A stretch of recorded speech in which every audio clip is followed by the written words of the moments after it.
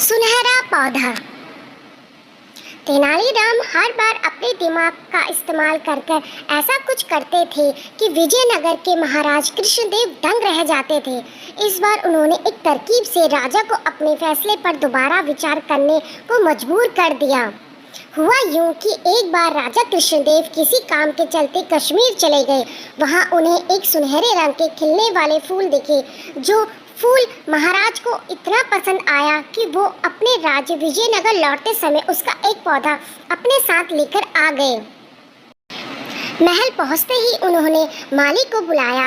माली के आते ही महाराज ने उनसे कहा, देखो, इस पौधे को हमारे बगीचे में ऐसी जगह लगाना कि मैं इसे अपने कमरे से रोज देख सकूं। इसमें सुनहरे रंग के फूल खिलेंगे जो मुझे काफ़ी पसंद हैं। इस पौधे का काफ़ी ख्याल रखना, अगर इसे कुछ भी हुआ तो तुम्हें प्राणदंड भी मिल सकता है। माली ने सिर हिलाते हुए राजा से पौधा लिया और उनके कमरे से दिखने वाली जगह में उसे लगा दिया। दिन रात माली उस फूल का खूब ख्याल रखता था। दिन जैसे ही बीतते गए उसमें सुनहरे फूल खिलने लगे। रोज राजा उठते ही सबसे पहले उसे देखता और दरबार चले जाते। अगर किसी दिन राजा को महल से बाहर जाना पड़ता था तो उस फूल को ना देख पाने के कारण उनका मन दुखी हो जाता था। एक दिन जब राजा सुबह उस फूल को देखने के लिए अपनी खिड़की पर आए तो उन्हें वो फूल दिखा ही नहीं। तभी उन्होंने माली को बुलवाया। महाराज ने माली से पूछा, वो पौधा कहाँ गया? मुझे उसके फूल क्यों नहीं दिख रहे हैं? जवाब में माली ने कहा, साहब, उसे कल शाम को मेरी बकरी खा गई। इस बात को सुनते ही उनका गुस्सा 7वें आसमान पर पहुंच गया। उन्होंने सीधे राजमाली को 2 दिन बाद मौत की सजा सुनाने का आदेश दे दिया। तभी वहां सैनिक आए और उसे जेल में डाल दिया। माली की पत्नी को जैसे ही इस बारे में पता चला वो दरबार में राजा से फरियाद करने पहुंची। गुस्से में महाराज ने उसकी एक बात ना सुनी। रोते रोते वो दरबार से चली गई। तभी एक व्यक्ति ने उसे तेनालीराम से मिलने की सलाह दी। रोते हुए माली की पत्नी ने तेनालीराम को अपने पति को मिली मौत की सजा और उस सुनहरे फूल के बारे में बताया। उसकी सारी बात सुनकर तेनालीराम ने उसे समझा बुझाकर घर भेज दिया। अगले दिन गुस्से में माली की पत्नी ने उस सुनहरे फूल खाने वाली बकरी को चौराहे में ले जाकर डंडे से पीटने लगती है। ऐसा करते करते बकरी अधमरी हो गई। विजयनगर राज्य में पशुओं के साथ इस तरह का व्यवहार करना मना था।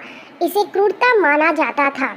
इसलिए कुछ लोगों ने माली की पत्नी की इस हरकत की शिकायत नगर कोतवाल को कर दी। सारा मामला जानने के बाद नगर कोतवाल के सिपाहियों को पता चला कि यह सब माली को मिले दंड की वजह से वो गुस्से में कर रही है। यह जानते ही सिपाही इस मामले को दरबार में लेकर गए। महाराज कृष्णराज ने पूछा कि तुम एक जानवर के साथ ऐसा बुरा व्यवहार कैसे कर सकती हो? ऐसी बकरी जिसके कारण मेरे पूरा परिवार उजड़ने वाला है, मैं विधवा होने वाली हूँ और मेरे बच्चे अनाथ होने वाले हैं, उस बकरी के साथ कैसा व्यवहार करूँ? महाराज, माली की पत्नी ने जवाब दिया। राजा कृष्णराज ने कहा, तुम्हारी बात का मतलब मैं समझ नहीं पाया। ये बेजुबान जानवर तुम्हारा घर कैसे उजाड़ सकता है? उसने बताया, साहब, ये वही बकरी है जिसने आपके सुनहरे पौधे को खा लिया था। इसकी वजह से आपने मेरे पति को मौत की सज़ा सुना दी है। गलती तो इस बकरी की थी, लेकिन सज़ा मेरे पति को मिल रही है। राजा, असल में इस बकरी को मिलनी चाहिए, इसलिए मैं इसे डंडे से पीट रही थी। अब महाराज को यह बात समझ आई कि गलती माली की नहीं बल्कि बकरी की थी। यह समझते ही उन्होंने माली की पत्नी से पूछा कि तुम्हारे पास इतनी बुद्धि कैसे आई कि इस तरह से मेरी गलती के बारे में समझा सको? उसने कहा कि महाराज, मुझे रोने के अलावा कुछ भी नहीं सूझ रहा था। यह सब मुझे पंडित तेनालीराम जी ने समझाया है। एक बार फिर राजा कृष्णराय को तेनालीराम पर गर्व महसूस हुआ और उन्होंने कहा कि तेनालीराम, तुमने मुझे एक बार फिर बड़ी गलती करने से रोक दिया। यह कहते ही महाराज ने मालिक का मृत्युदंड का फैसला वापस लेते हुए उसे जेल से रिहा करने का आदेश दिया। साथ ही तेनालीराम को उसकी बुद्धि के लिए 50,000 स्वर्ण मुद्राएं उपहार के रूप में दी। कहानी से सीख, समय से पहले कभी भी हार नहीं माननी चाहिए। कोशिश करने से बड़ी मुसीबत से निपटारा जा सकता है।